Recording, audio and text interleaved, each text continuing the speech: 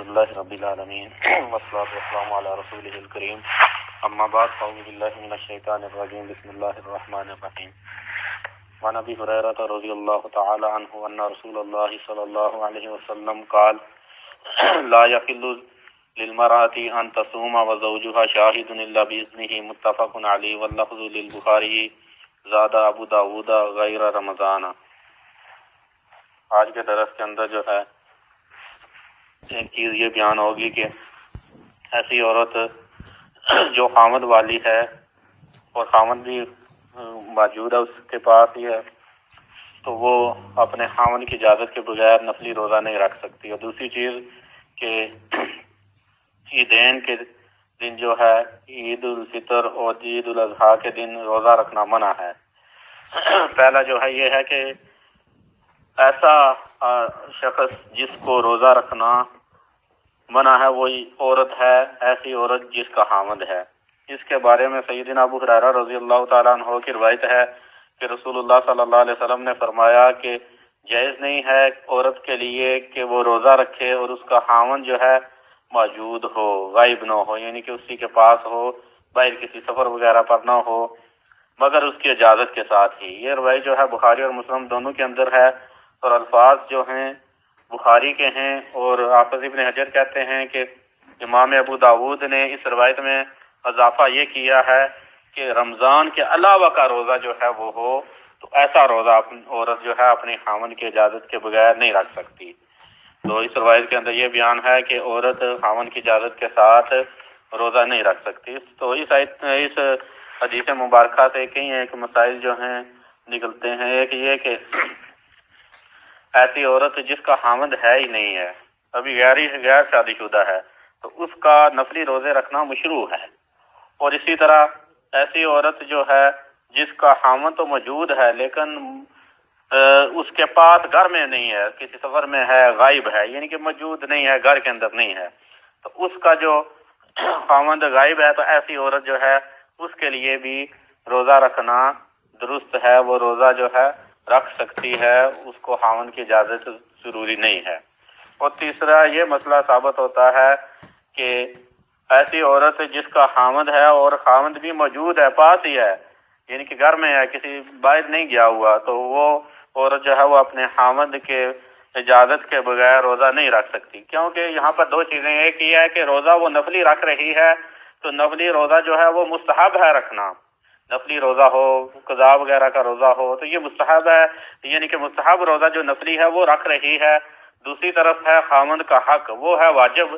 تو مستحب اور واجب کا جب ٹکراؤ آ گیا درمیان میں تو واجب کو اغلب اور اولیت حاصل ہوگی، تو فیصلہ واجب کے ساتھ کیا جائے گا، یعنی کہ جو خامند کا حق ہے، خامند کا حق واجب کا ہے، تو لہذا خامند کا حق جو ہے وہ فوت نہیں کر سکتی ایسی عورت جس کا خامند موجود ہے اور روزہ وہ نفلی رکھنا چاہتی ہے۔ اسی طرح یہ ہے کہ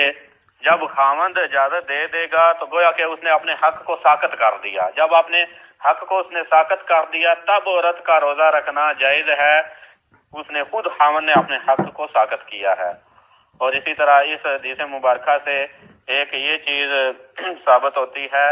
کہ یہ جو بات ہے یہ نفلی روزوں کے متعلقہ ہے کہ خامند سے اجازت لینا۔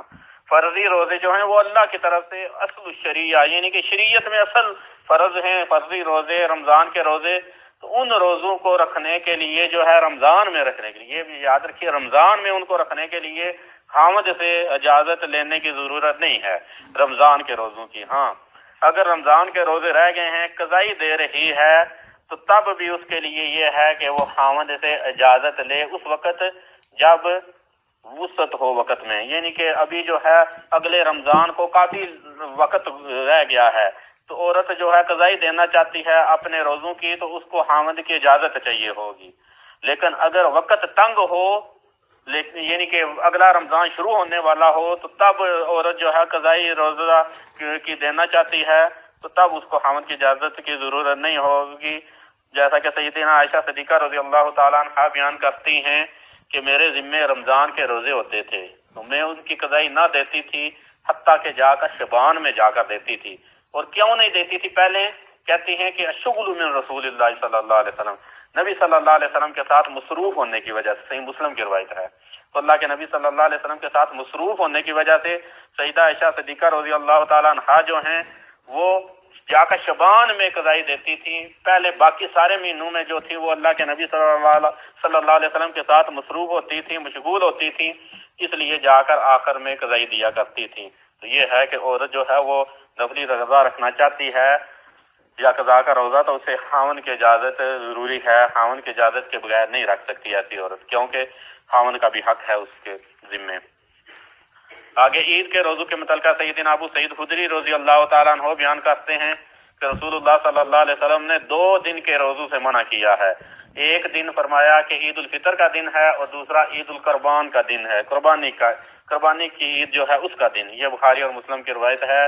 تو اس کے اندر جو ہے منع کیا گیا ہے کہ ان دنوں میں روزہ رکھا جائے۔ عید الفطر کے دن تو روزہ رکھنے سے اس لیے روکا گیا ہے کہ رمضان سے پہلے بھی روزے ہیں، رمضان کے بعد بھی روزے ہیں، مستحب روزے، تو لہذا درمیان میں ایک حد رکھی ہے کہ پتہ چل جائے کہ فرضی روزے اب شروع ہوئے ہیں، اب ختم ہو رہے ہیں۔ جیسا کہ پیچھے بیان ہوا تھا کہ آدمی جو ہے شعبان کے آخری دنوں، یعنی کہ آخری شعبان کا دن ہے، اس کا 1-2 دن رہ گئے ہیں، تو وہ رمضان سے پہلے ایسی صورت میں روزہ آدمی نہیں رکھ سکتا، یعنی کہ رمضان سے 1-2 دن پہلے روزہ آدمی نہیں رکھ سکتا۔ اسی طرح رمضان کے فوراً بعد عید الفطر کا جو پہلا دن ہے اس دن بھی روزہ نہیں رکھ سکتا۔ کیوں؟ اس لیے کہ رمضان کا فرق واضح ہو جائے کہ رمضان شروع کب ہوا ہے، ختم کب ہوا ہے۔ ایک درمیان میں جب افطاری آ جائے گی، روزہ چھوڑا جائے گا، عید الفطر ہوگی، تو لہذا پھر آدمی جو ہے وہ پتہ اس طرح چل جائے گا کہ رمضان ختم ہو گیا ہے، اس کے بعد مستحب روزے شوال کے 6 روزے شروع ہوں گے۔ تو ویسے بھی عید کے دن جو ہے کھانے پینے کا دن ہوتا ہے۔ تو دوسرا جو عید القربان کے دن جو کہا ہے کہ نہ آدمی روزہ رکھے، تو اس کی وجہ یہ ہے کہ قربانی دیتا ہے آدمی، تو اس میں سے کھانا جو ہے مستحب ہے، قربانی کا گوشت کھانا آدمی کا، تو لہذا آدمی کا جب وہ روزہ رکھا ہوگا تو کیسے کھائے گا، مستحب چیز کو چھوڑے گا وہ ایک کو، تو لہذا اس دن جو ہے روزہ رکھنے سے بھی منع کیا گیا ہے۔ عید القربان کے دن روزہ نہ رکھا جائے۔ ہاں کسی نے اگر نظر ماننی ہو کہ میں عید الفطر یا عید الاضحیٰ کے دن روزہ رکھوں گا، تو اس نے نافرمانی کی، گناہ والی نظر ماننی ہے، تو ایسی نظر کے بارے میں اللہ کے نبی صلی اللہ علیہ وسلم نے فرمایا کہ میں نظر ان یعصی فلا یعصی، کہ جس نے نظر یہ ماننی کہ اللہ کی نافرمانی کرے گا تو وہ اللہ کی نافرمانی نہ کرے گی، تو یعنی کہ اللہ کی نافرمانی والی نظر پوری نہیں کی جائے گی، وہ باطل ہے نظر۔ تو لہذا یہ 2 دن جو عید کے ہیں ان دنوں میں روزہ نہیں رکھا جائے گا۔